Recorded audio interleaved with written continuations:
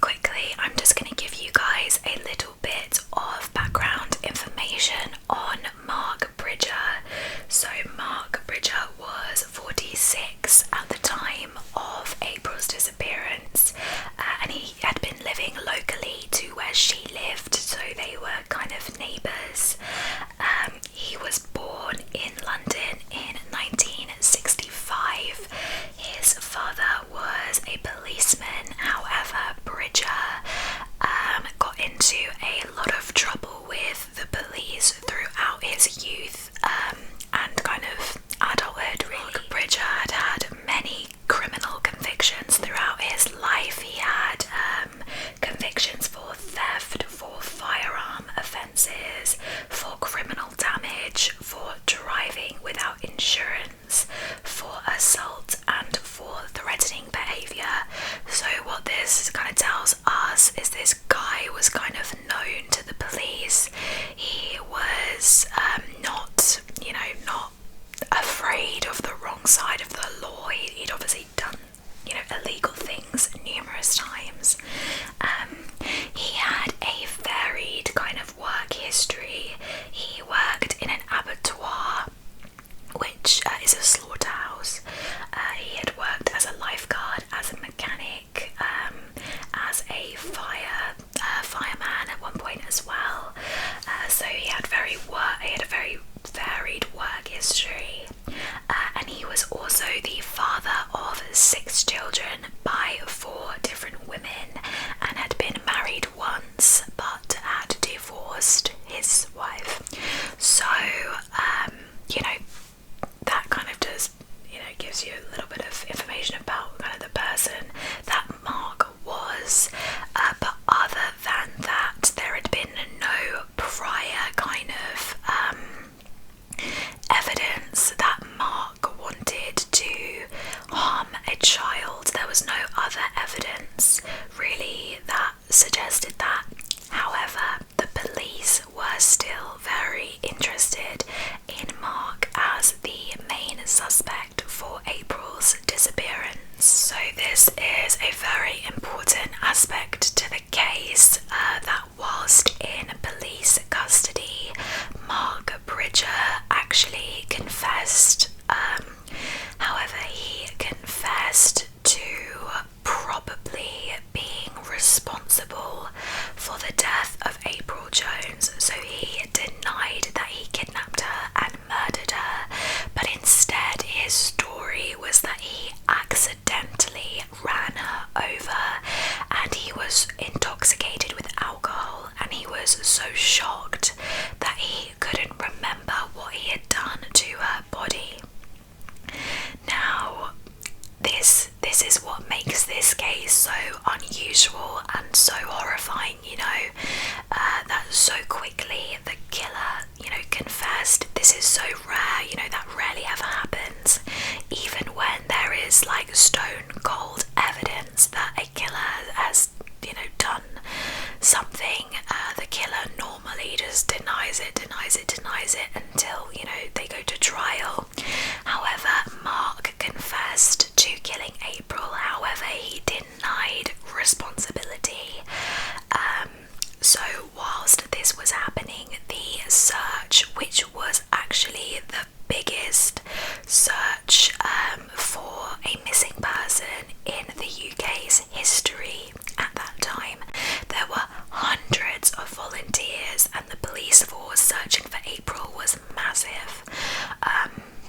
However, very sadly, by the 5th of October, just 4 days after she'd gone missing, the police were no longer looking for April alive. They were looking for her body, which was devastating for the family, that the hope of getting their little girl back was cut down so quickly.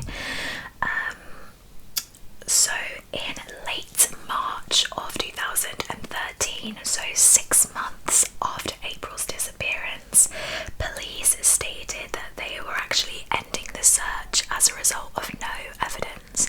So there was just no evidence of where April's body was. They had searched parks and rivers and local areas, and they had just found nothing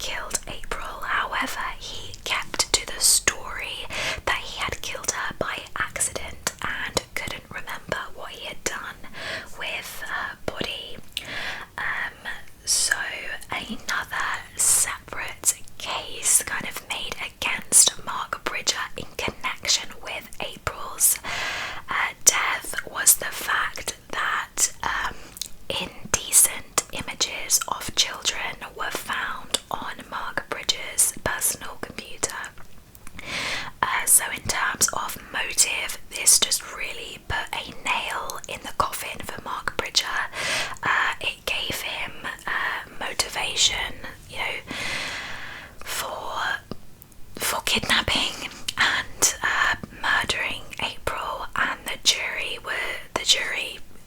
unanimously agreed that Mark Bridger was indeed guilty of the murder, kidnap and disposal of April Jones's body. It makes me so disgusted that anybody could do that to an innocent little girl, little child. It just makes me feel sick, especially when you think that Mark Bridger had 6 children of his own. I just can't even begin to, so Mark Bridger was sentenced to life in prison by the judge, who called Mark Bridger a pathological liar and a paedophile. So in this case, you know, even the judge was completely convinced that Mark did this. Nobody in that courtroom even believed for a second that Mark did this on accident. And this is what makes me so horrified at defense lawyers for killers like Mark Bridger. Like, how can you go to sleep at night knowing that you defended a child murderer? I cannot even begin to think about that. It makes me so angry. So whilst in prison, Mark Bridger allegedly confessed to another inmate that he had dismembered April's body and disposed of it in a local river. Detectives on the case didn't actually believe this. They believed that the most likely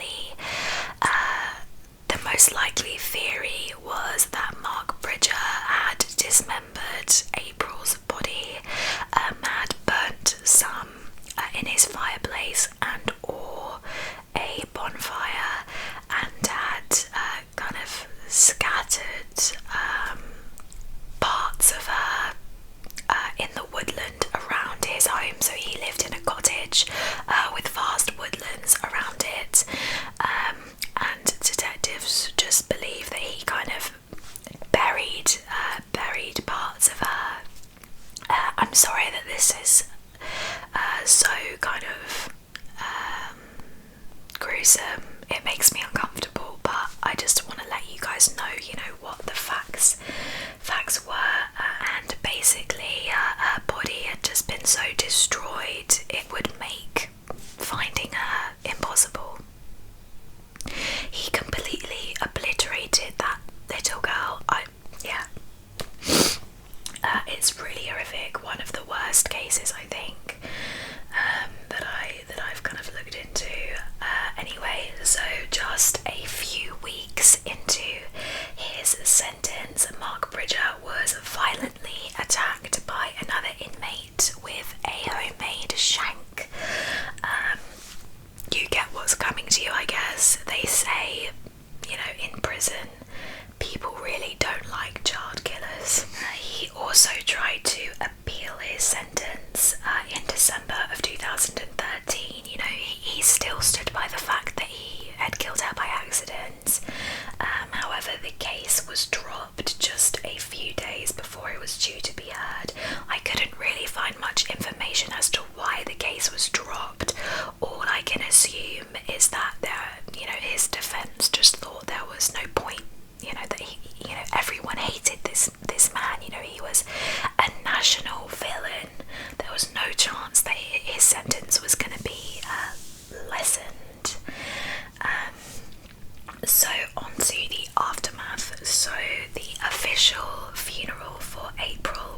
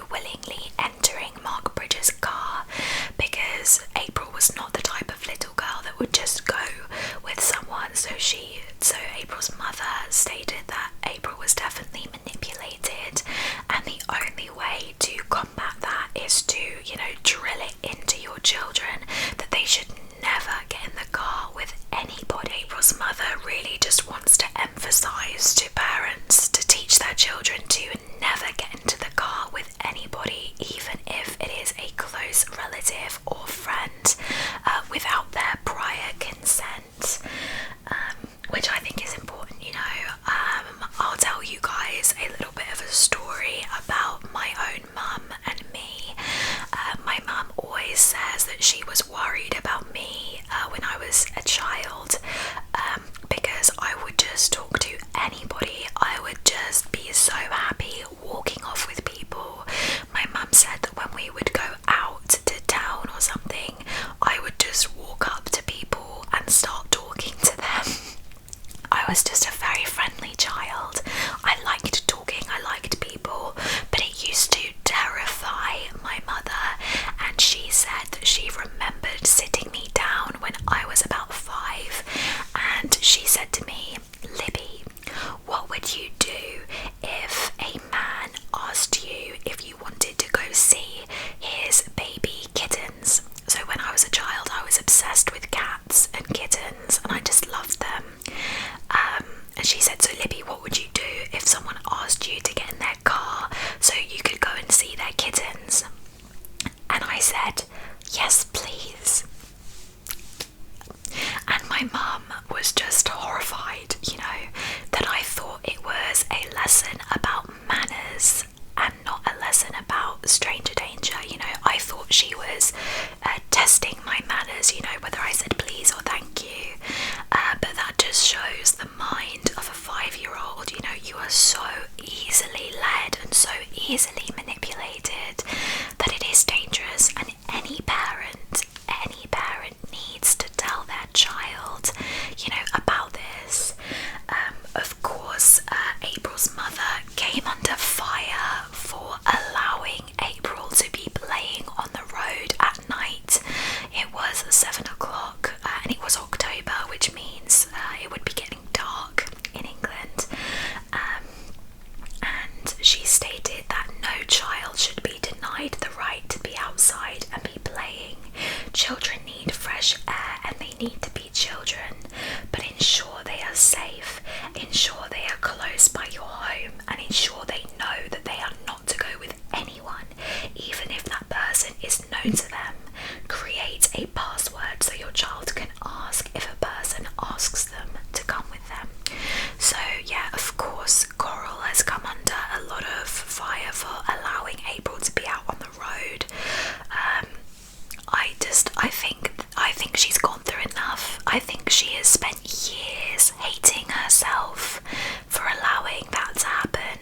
I'm sure she has, but the good thing now is that she is dedicating herself to educating other parents and showing them how important it is to keep your child safe, to know where your child is at all times, because it literally just takes a second. A second of you not looking or of you being distracted, and then your baby is gone. And I know it sounds so sad and brutal, but it is. We have seen this in so many different, child kidnap cases like James Bulger. It takes a second for your child to be taken away from you, and you can possibly never see them again.